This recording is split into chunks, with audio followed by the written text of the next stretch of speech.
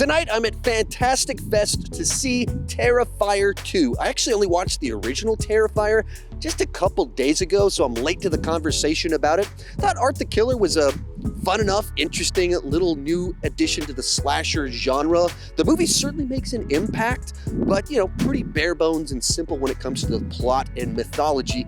I have no idea what to expect from this movie because I hear it's 2.5 hours long, and I don't know what... Did you say 2.5 hours? Yes, Cody, in fact, I did. No, hey, Cody's here. So I don't know what to make of the fact that a Terrifier movie's 2.5 hours long, but I'm about to find out. Afterwards, I'll let you know what I thought.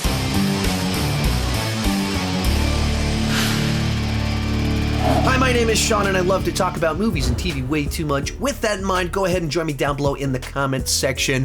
What do you think about the original Terrifier? And if you've seen Terrifier 2, what did you think about it? Now, as I start talking about this movie, I have to kind of explain the context under which I saw the film. This was opening night of Fantastic Fest, and the director, the stars, the guy that plays Art the Clown were all in attendance in the theater where I was watching the movie, and it was at a midnight screening at a horror film festival.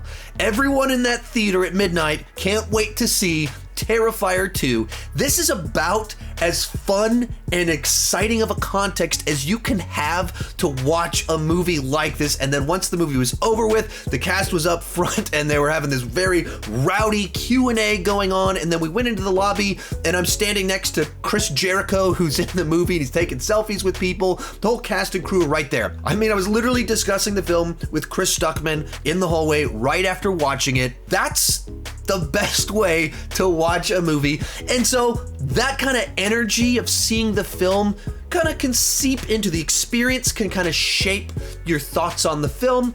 But with all that said, let's get started with the good. And wow, this movie is tough to process because it's just so big.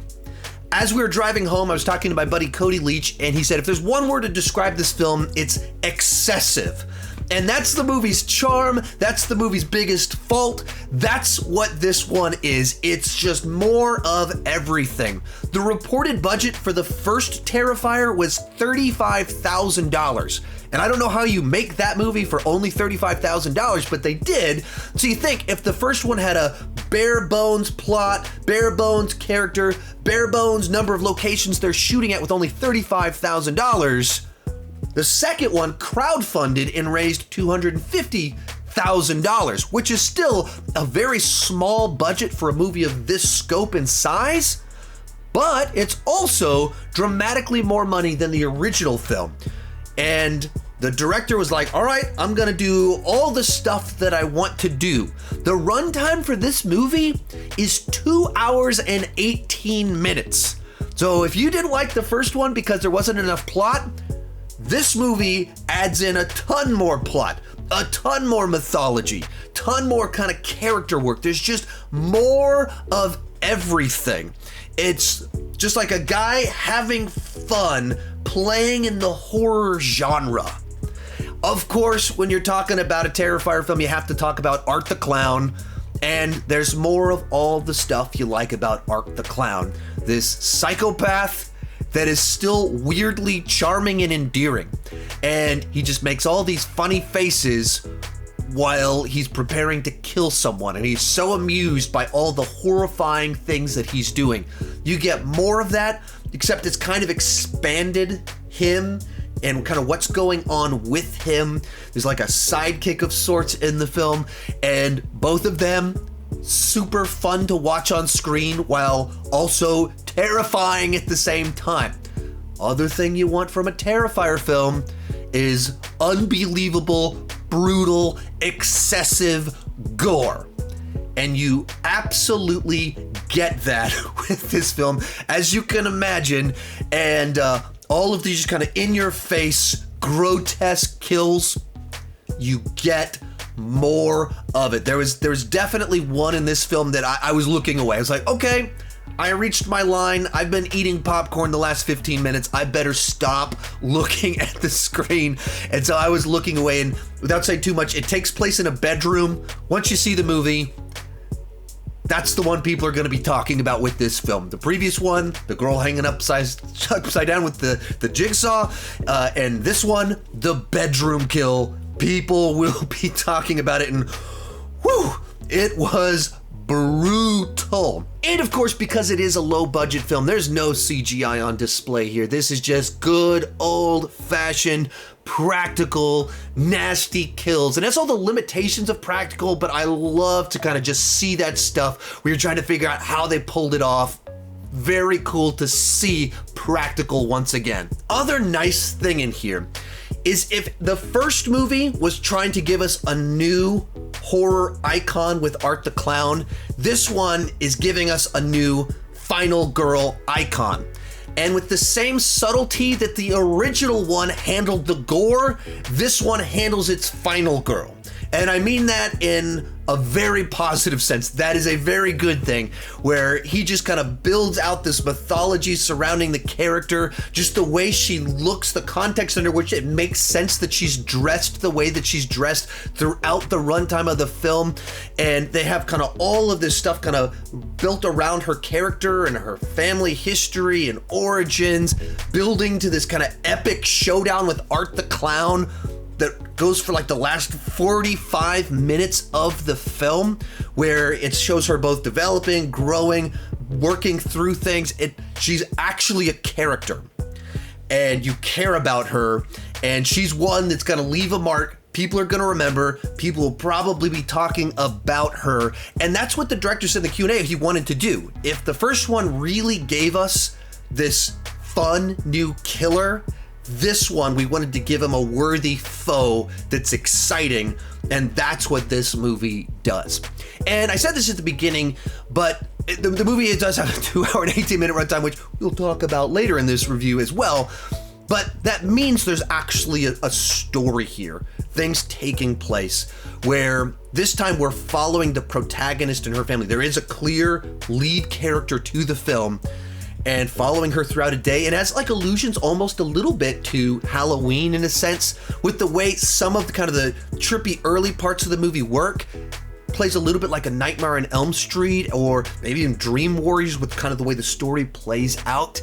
And you're following characters on a journey.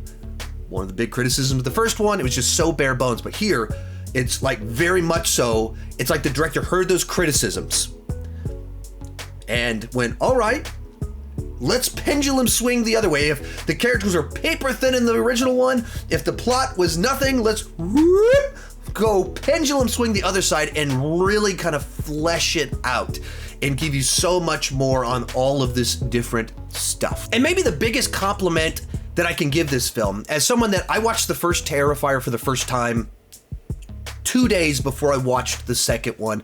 I hadn't checked it out, and so knowing I was going to see the second one at the film festival, checked out the original, was like, okay, that's pretty cool.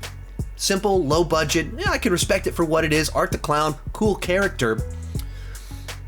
The second one got me excited that a movie like this exists, that it's just so big, ambitious. It adds in all this weird mythology and like all the fantasy elements and magic daggers. Like, I just kind of loved the fact that it went so weird, bold, strange, based off this very simplistic film.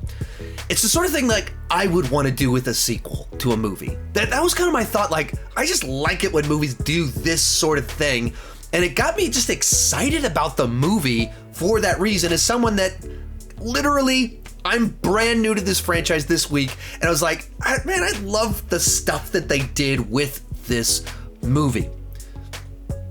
There are some flaws. So let's move on to the mixed aspects of the film. First thing you got to talk about in the mixed section here is, if you're brand new to the Terrifier franchise, they are extreme. They are not for everyone. I mean, just insane, brutal, graphic violence, distasteful elements to the extreme, and that's like the point. It's supposed to be way far in your face. That's also to say, it's not going to be for everyone. It's like spicy food, and this is the spiciest of food. People that like spicy food like it really spicy, and then there's a bunch of people like, I don't like that at all.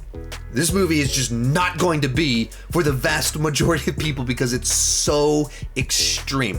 Other thing to talk about here, there is a mid-credit scene, and it's like 10 minutes long. It's almost like a little mini movie, and kind of has its own little plot following a thread in the film, and maybe teasing where something else could go with all of this. I don't really know, but it's its own little thing, and it certainly leaves an impression. It is just as shocking and over the top as everything else in the film.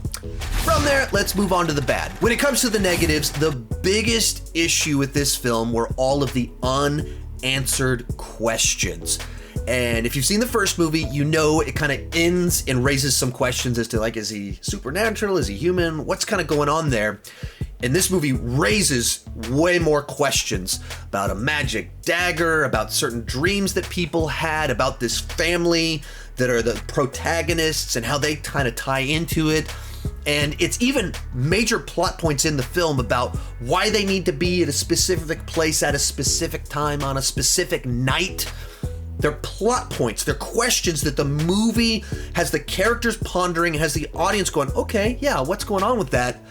And by the time you get to the end of the film, way too many of those questions remain unanswered. And the director did that intentionally. In the Q&A after the movie, someone asked him, will there be a Terrifier 3?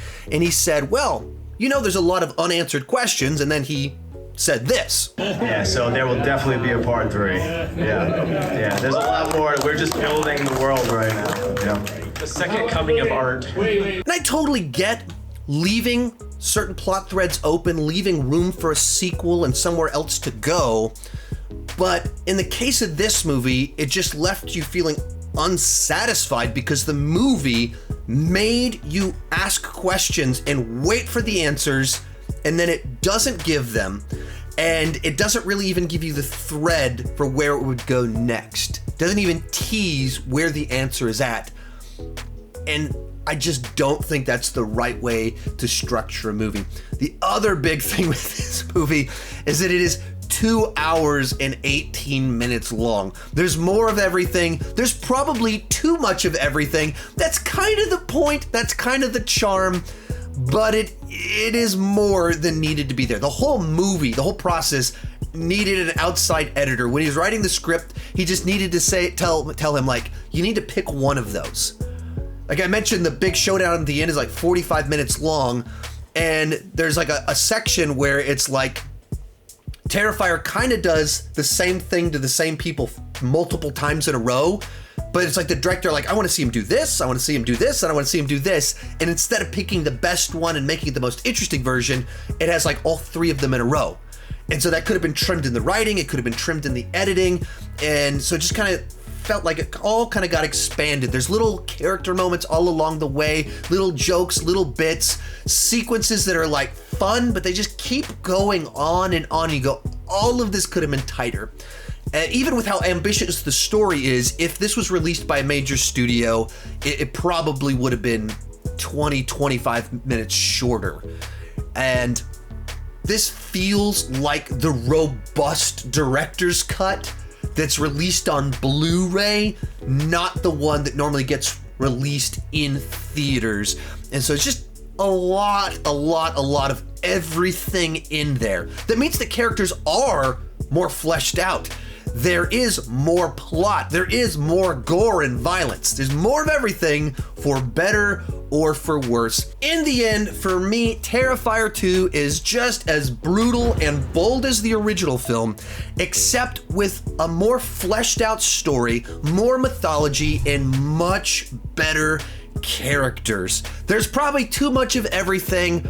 That's the movie's charm, that's the movie's biggest flaw. As for me, I thought it was bigger and better than the original film, though I wish maybe it had a little bit more restraint, and certainly wish it had given more answers to some of the questions that were raised. Overall, it's a B on the entertainment scale, a 7.5, and see this movie if you're a horror fan that likes extreme horror films that are wild, crazy, and ambitious. If you want to check out my review for the movie Smile, it's right over there. That was at the world premiere of the movie. Thank you so much for watching, and keep talking movies and TV too much. Bye-bye.